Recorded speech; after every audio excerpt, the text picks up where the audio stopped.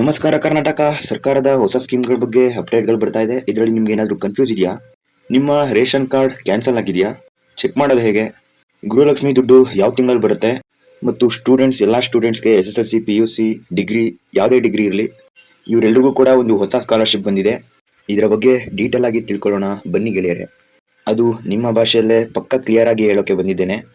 ಇದು ನಿಮ್ಮ ದುಡ್ಡು, ನಿಮ್ಮ ಹಕ್ಕು, ನಿಮ್ಮ ಸುದ್ದಿ. Let's start. ಸೊ ಅದಕ್ಕೂ ಮುಂಚೆ ನೀವಿನ್ನು ನಮ್ಮ ಇನ್ಫೋ ಕರ್ನಾಟಕ ಅಪ್ಡೇಟ್ಸ್ ಯೂಟ್ಯೂಬ್ ಚಾನಲ್ಗೆ ಸಬ್ಸ್ಕ್ರೈಬ್ ಮಾಡಿಲ್ಲ ಅಂದರೆ ಸಬ್ಸ್ಕ್ರೈಬ್ ಮಾಡಿ ಮತ್ತು ಪಕ್ಕದಲ್ಲಿರೋ ಬೆಲ್ ಐಕನ್ ಅನ್ನು ಕ್ಲಿಕ್ ಮಾಡಿ ಸ್ನೇಹಿತರೆ. ಮತ್ತು ಆದಷ್ಟು ಬಂಧು ಬಾಂಧವರಿಗೆಲ್ಲ ಈ ವಿಡಿಯೋನ ಶೇರ್ ಮಾಡಿ, ನಿಮ್ಮ ಊರಿನ ಹೆಸರನ್ನು ಕಾಮೆಂಟ್ ಮಾಡಿ ಸ್ನೇಹಿತರೆ. ಗೆಳೆಯರೆ ಬನ್ನಿ ವಿಡಿಯೋ ಸ್ಟಾರ್ಟ್ ಮಾಡೋಣ. ಇವಾಗ ಬರ್ತಿರೋ ಮಾಹಿತಿ ಪ್ರಕಾರ ration card KYC extended date ಏನು ಲಾಸ್ಟ್ ಡೇಟ್ ಕೊಟ್ಟಿದ್ರು ಅದು ಮುಗೀತು. ಮುಂದೇನು ಮಾಡಬೇಕು ಅಂತ ಗೊತ್ತಿಲ್ಲ ಅಂದರೆ ಈ ವಿಡಿಯೋನ ಪೂರ್ತಿಯಾಗಿ ನೋಡಿ. ಮೊದಲನೇ ಬಿಗ್ ಅಪ್ಡೇಟ್ ರೇಷನ್ ಕಾರ್ಡ್ ಬಗ್ಗೆ. BPL ಕಾರ್ಡ್ ಇದ್ದವರಿಗೆ KYC ಮಾಡಿಸೋಕೆ ಜುಲೈ 6ರಂದು ಲಾಸ್ಟ್ ಡೇಟ್ ಆಗಿತ್ತು. ಇದರಿಂದ ನೀವು KYC ಮಾಡಿಸೋಕೆ ಆಗಿಲ್ಲ ಅಂದರೆ ಟೆನ್ಷನ್ ತಗೋಬೇಡಿ. ಟೆನ್ಷನ್ ಆಗಿದ್ರೆ ಸ್ವಲ್ಪ ರಿಲ್ಯಾಕ್ಸ್ ಆಗಿ, ಯಾಕೆ ಅಂದರೆ ಸರ್ಕಾರ ಸದ್ಯಕ್ಕೆ ರೇಷನನ್ನು ನಿಲ್ಲಿಸಲ್ಲ ಅಂತ ಹೇಳಿದೆ. ಆದರೆ ಇದು ಟೆಂಪರರಿ ರಿಲೀಫ್ ಮಾತ್ರ ಆಗಿದೆ.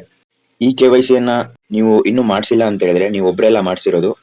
ನಮಗೆ ಬರ್ತಾ ಇರೋ ಮಾಹಿತಿ ಪ್ರಕಾರ ದಕ್ಷಿಣ ಕನ್ನಡ, ಉಡುಪಿಯಲ್ಲೇ ಇನ್ನೂ 21,000ಕ್ಕೂ ಹೆಚ್ಚು ಜನರು KYCಯನ್ನು ಇನ್ನೂ ಕೂಡ ಮಾಡಿಸಿಲ್ಲ. ಆದರೆ ನಿಜವಾದ ರೂಲ್ಸ್ ಏನು ಹೇಳುತ್ತೆ ಅಂದ್ರೆ ಕರ್ನಾಟಕದಲ್ಲಿರೋ ಪ್ರತಿಯೊಬ್ಬರೂ ಕೂಡ KYCಯನ್ನು ಮಾಡಿಸೋದು ಕಡ್ಡಾಯ ಅಂತ ಹೇಳಿದೆ. ಇಫ್ ಇನ್ ಕೇಸ್ ತಂದೆ ತಾಯಿದು KYC ಮಾಡಿಸಿದ್ರು ಕೂಡ ಮಕ್ಕಳದ್ದು ಆಗಿಲ್ಲ ಅಂದ್ರೂ ಕೂಡ ಅದು ಜಾರಿಯಲ್ಲಿ ಇರೋದಿಲ್ಲ. KYC ಲಿಂಕ್ ಅನ್ನ ನೀವು ನಿಮ್ಮ ಹತ್ತಿರದ ನ್ಯಾಯಬೆಲೆ ಅಂಗಡಿ, ಕರ್ನಾಟಕ 1 ಅಥವಾ ಗ್ರಾಮ್ 1 ಕೇಂದ್ರಗಳಲ್ಲಿ ಫ್ರೀ ಆಗಿ ಮಾಡಿಸಬಹುದು. ಇನ್ನೊಂದು ಇಂಪಾರ್ಟೆಂಟ್ ವಿಷಯ ಏನಂದ್ರೆ, ಇದು ನಿಮ್ಗೆ ಎಚ್ಚರಿಕೆ ಅಂತಾನೆ ಅನ್ಕೊಳ್ಳಿ. KYC ಮಾಡಿಸಿಲ್ಲ ಅಂದ್ರೆ ಮುಂದಿನ ದಿನಗಳಂತೂ ಕೂಡ ನಿಮ್ಗೆ ಖಂಡಿತವಾಗಿ ರೇಷನ್ ಕೂಡ ಸಿಗೋದಿಲ್ಲ. ತಕ್ಷಣ ಹೋಗಿ ಈ ಕೆಲಸವನ್ನ ಮುಗಿಸಿ, ಏನು ಕೂಡ ಭಯ ಪಡುವ ಅಗತ್ಯವಿಲ್ಲ. ಇನ್ನೊಂದು ಬಿಗ್ ಅಪ್ಡೇಟ್ ಬರ್ತಾ ಇದೆ ಸ್ನೇಹಿತರೆ. ಇಂದಿರಾ ಫುಡ್ ಕಿಟ್ ಬರುತ್ತೆ, ಆದ್ರೆ BPL ಕಾರ್ಡ್ ಕ್ಯಾನ್ಸಲ್ ಆಗುತ್ತೆ ಅಂತ. ಅನ್ನಭಾಗ್ಯ ಯೋಜನೆಯಲ್ಲಿ ದೊಡ್ಡ ಬದಲಾವಣೆ ಬರ್ತಿದೆ. ಸರ್ಕಾರ ಈಗ 5 kg ಅಕ್ಕಿ ಬದಲು ಪ್ರತಿ BPL ಕುಟುಂಬಕ್ಕೆ ಒಂದು ಇಂದಿರಾ ಫುಡ್ ಕಿಟ್ ಕೊಡೋ ಪ್ಲಾನ್ ಅನ್ನ ಮಾಡ್ತಾ ಇದೆ. ಕಿಟ್ ನಲ್ಲಿ ಏನೇನಿರುತ್ತೆ ಅಂತ ನೋಡೋದಾದ್ರೆ 1 kg ಸಕ್ಕರೆ, ಉಪ್ಪು, ತೊಗರಿಬೇಳೆ, 1 ಲೀಟರ್ ಅಡುಗೆ ಎಣ್ಣೆ, ಟೀ ಪುಡಿ, ಕಾಫಿ ಪುಡಿ ಮತ್ತು 2 kg ಗೋಧಿ. ಇದರ ಬೆಲೆ ಸುಮಾರು 400 ರೂಪಾಯಿ ತನಕ ನಿಮ್ಗೆ ಬೇರೆ ದಿನಸಿಗಳನ್ನ ಅವರು ಕೊಡ್ತಾರೆ ಸ್ನೇಹಿತರೆ. ಇದು ಎಲ್ಲರಿಗೂ ಕೂಡ ಉಪಯೋಗ ಆಗುತ್ತೆ. ಆದ್ರೆ ಯಾವಾಗಿಂದ ಅಂತ ಸರ್ಕಾರದಿಂದ ಯಾವುದೇ ಅಫಿಷಿಯಲ್ ಸ್ಟೇಟ್ಮೆಂಟ್ ಇಲ್ಲಿವರೆಗೂ ಬಂದಿಲ್ಲ. ಈ ರೀತಿ ಬದಲಾವಣೆ ಯಾಕೆ ಮಾಡ್ತಾ ಇದ್ದಾರೆ ಅಂದ್ರೆ, ಇಲ್ಲೀಗಲ್ ಆಗಿ ರೇಷನ್ ಕಾರ್ಡ್ ಇಂದ ಅಕ್ಕಿ ಪಡ್ಕೊಂಡವರು ಬೇರೆಯವ್ರಿಗೆ ಮಾರ್ತಾ ಇದ್ರು.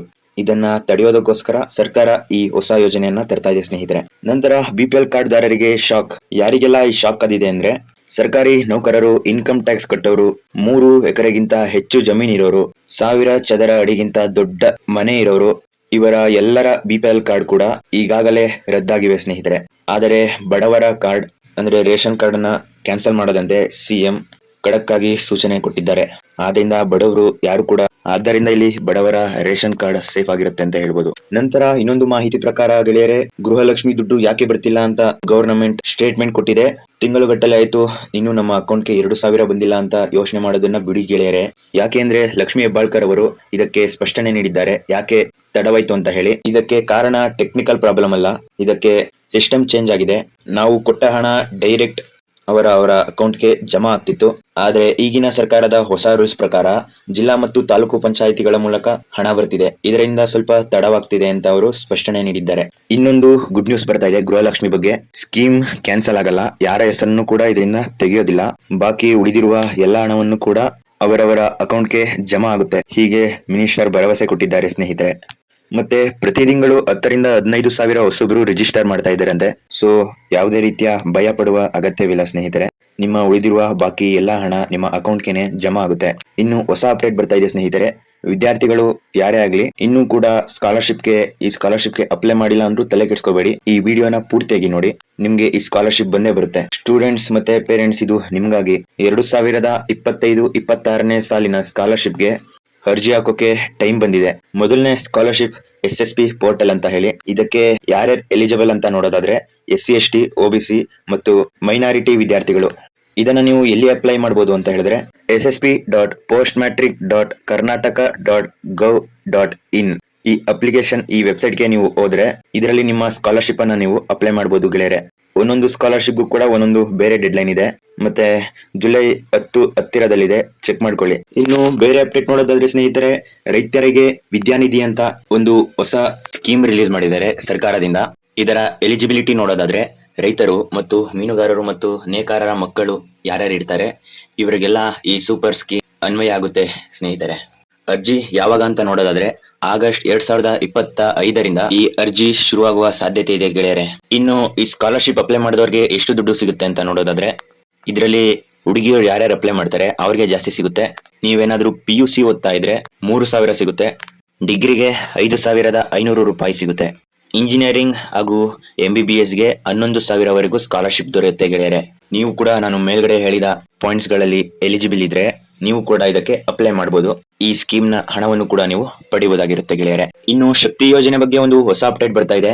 ಶಕ್ತಿ ಯೋಜನೆ ಬಂದು ಹತ್ತತ್ರ 2 ವರ್ಷ ಆಯ್ತು.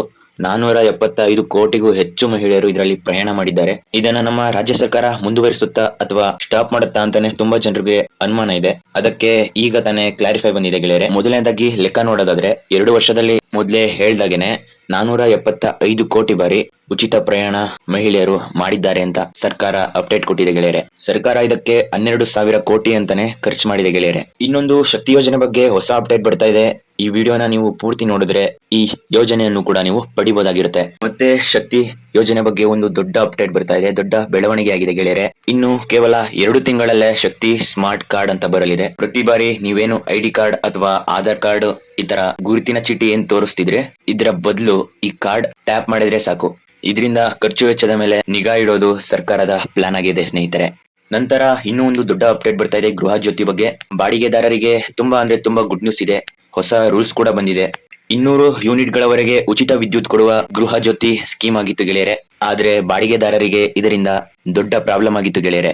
ಈಗ ಅದು ಸಾಲ್ವ್ ಆಗಿದೆ ಅಂತಾನೆ ಹೇಳ್ಬೋದು. ಹೊಸ ರೂಲ್ ಏನ್ ಹೇಳುತ್ತೆ ಅಂತ ಹೇಳಿದ್ರೆ ಗೆಳೆಯರೆ, ನೀವು ನಿಮ್ಮ ಮನೆ ಬದಲಾಯಿಸಿದಾಗ ಹಳೆ ಮನೆಯ ಮೀಟರ್ಗೆ ನಿಮ್ಮ ಆಧಾರ್ ಲಿಂಕ್ ಆಗ್ತಿತ್ತು.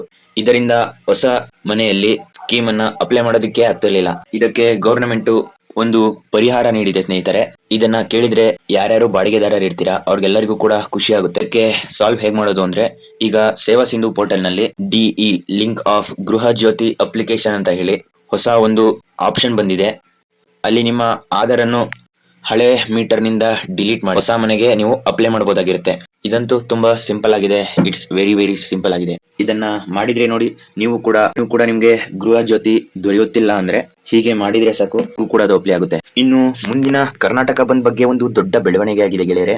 ಕರ್ನಾಟಕ ಬಂದ್ ಫ್ಲಾಪ್ ಆಗಿದೆ. ಯಾಕೆ ಫ್ಲಾಪ್ ಆಯ್ತು ಅಂತ ಇವಾಗ ತಾನೇ ಹೊಸ ಅಪ್ಡೇಟ್ ಗಳು ಬರ್ತಾ ಇದೆ. ಕೊನೆಯದಾಗಿ ಮಾರ್ಚ್ 22ರ ಕರ್ನಾಟಕ ಬಂದ್ಗೆ ಒಂದು ಸಣ್ಣ ವಿಶ್ಲೇಷಣೆ. ಬೆಳಗಾವಿಯಲ್ಲಿ KSRTC ಕಂಡಕ್ಟರ್ ಮೇಲೆ ಹಲ್ಲೆ ಮಾಡಿದ್ದನ್ನು ಖಂಡಿಸಿ ಕನ್ನಡ ಸಂಘಗಳು ಬಂದ್ಗೆ ಕರೆ ಕೊಟ್ಟಿದ್ದವು. ಆದ್ರೆ ಈ ಬಂದ್ ಅಷ್ಟೊಂದು ಯಶಸ್ವಿಯಾಗಿರಲಿಲ್ಲ. ಇದಕ್ಕೂ ಕೂಡ ರೀಸನ್ ಇದೆ ಗೆಳೆಯರೆ. ಸರ್ಕಾರ ಬಂದ್ಗೆ ಯಾವುದೇ ರೀತಿಯ ಸಹಾಯ ಮಾಡಲಿಲ್ಲ. ಬೆಂಗಳೂರು ಮೆಟ್ರೋ, KSRTC, BMTC ಬಸ್ಗಳು ಎಂದಿನಂತೆ ಓಡಾಡ್ತಿದ್ವು. ಪೊಲೀಸ್ ಬಂದೋಬಸ್ತ್ ಕೂಡ ತುಂಬಾ ಜೋರಾಗಿತ್ತು. ಇದರಿಂದ ಜನರ ಓಡಾಟಕ್ಕೆ ಯಾವುದೇ ರೀತಿಯ ತೊಂದರೆ ಉಂಟು ಮಾಡಲಿಲ್ಲ ಗೆಳೆಯರೆ. ಇದು ಈಗಿನ ಬಂದ್ಗಳ ಟ್ರೆಂಡ್ ಬದಲಾಗ್ತಿರೋದನ್ನ ತೋರಿಸುತ್ತೆ ಗೆಳೆಯರೆ. ಇದರ ಬಗ್ಗೆ ನಿಮ್ಗೇನ್ ಅನ್ಸುತ್ತೆ ಗೆಳೆಯರೆ? ಕನ್ನಡದಲ್ಲಿ ಕಾಮೆಂಟ್ ಮಾಡಿ. ನೋಡಿದ್ರಲ್ಲ ಗೆಳೆಯರೆ, ಇವು ಇವತ್ತಿನ 7 ಪ್ರಮುಖ ಸಿಹಿ ಸುದ್ದಿಗಳು ಅಂತಾನೆ ಹೇಳ್ಬೋದು. ಪ್ರತಿಯೊಂದು ಮಾಹಿತಿ ಕೂಡ ನಿಮ್ಮ ಹಕ್ಕು. ನಿಮಗೆ ಸರ್ಕಾರ ಬಿಟ್ಟಿರುವ ಯೋಜನೆಯಲ್ಲಿ ಯಾವುದೇ ದೊರೆಯುತ್ತಿಲ್ಲ ಅಂದ್ರೂ ಕೂಡ ಕಾಮೆಂಟ್ ಬಾಕ್ಸ್ ಅಲ್ಲಿ ಕಾಮೆಂಟ್ ಮಾಡಿ, ಅದನ್ನ ನಾನು ಸಾಲ್ವ್ ಮಾಡೋದಕ್ಕೆ ನೋಡ್ತೀನಿ. ನಂತರ ಗೃಹಲಕ್ಷ್ಮಿ ಯೋಜನೆ ಬಗ್ಗೆ ಗವರ್ನಮೆಂಟ್ ಕ್ಲಾರಿಫೈ ಕೊಟ್ಟಿದೆ. ಹಣ ಕೂಡ ಜಮಾ ಆಗುತ್ತೆ ಅಂತ ಹೇಳಿದ್ದಾರೆ. ಈ KYC ಅನ್ನು ಕೂಡ ನೀವು ಲಿಂಕ್ ಮಾಡಿಸಬೇಕಾಗುತ್ತೆ. ಈಗಲೇ ನಿಮ್ಮ ಹತ್ತಿರದ ಬ್ಯಾಂಕ್ ಹೋಗಿ ಲಿಂಕ್ ಮಾಡಿಸಿ. ಈ ವಿಡಿಯೋ ಬಗ್ಗೆ ನಿಮ್ಗೆ ಏನೇ ಅನ್ಸಿದ್ರು ಕೂಡ ಕಾಮೆಂಟ್ ಮಾಡಿ. ನಿಮ್ಮ ಊರಿನ ಹೆಸರನ್ನು ಕೂಡ ಕಾಮೆಂಟ್ ಮಾಡಿ ಅಂತ ಹೇಳ್ತಾ ನಮ್ಮ ಚಾನೆಲ್ ಅನ್ನು ಸಬ್ಸ್ಕ್ರೈಬ್ ಮಾಡಿ, ಲೈಕ್ ಮಾಡಿ, ಮತ್ತೆ ಈ ವಿಡಿಯೋನ ಶೇರ್ ಮಾಡಿ ಗೆಳೆಯರೆ. ಸಿಗೋಣ ಮುಂದಿನ ಮಾಹಿತಿಯ ವಿಡಿಯೋದಲ್ಲಿ ಗೆಳೆಯರೆ. ಅಲ್ಲಿವರೆಗೂ